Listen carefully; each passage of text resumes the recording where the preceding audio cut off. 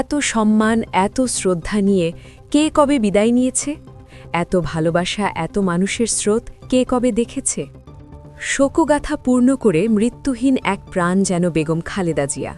৩০ December মঙ্গলবার তার শেষ নিঃশ্বাস ত্যাগে দেশ জুড়ে তৈরি হয়েছিল একটাই ট্যাগলাইন, তা হল শোকাহত বাংলাদেশ। আজ জানাজাতে তা পূর্ণ হল।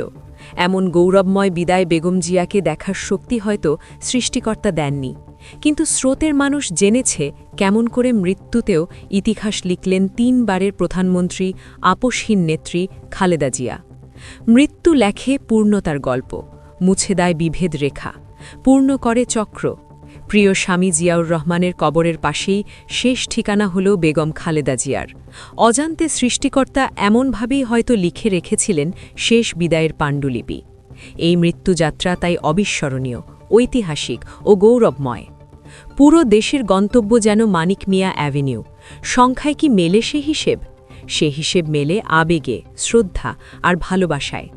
এমন মৃত্যুর জন্য করতে হয় প্রতীক্ষা, আর পুরো দেশ যেন তেমন প্রতীক্ষাতেই ছিল। ৩০ ডিসেম্বর মঙ্গলবার ভোর ৬টায় যেন শেষ হল সেই প্রতীক্ষা।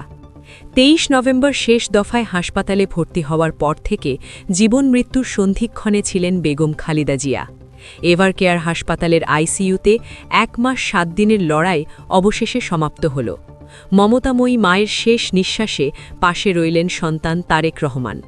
সকাল ৮টায় সংবাদ সম্মেলনে মেডিকেল বোর্ডের প্রধান আনুষ্ঠানিকভাবে তার মৃত্যুর কথা জানিয়ে বলেন, আজ ভোর ৬টায় ৩০ ডিসেম্বর ওনার মৃত্যু ক্লিনিক্যালি ডেথ ঘোষণা করেছিলাম। শোকের ছায়ায় ঢেকে গেল দেশ।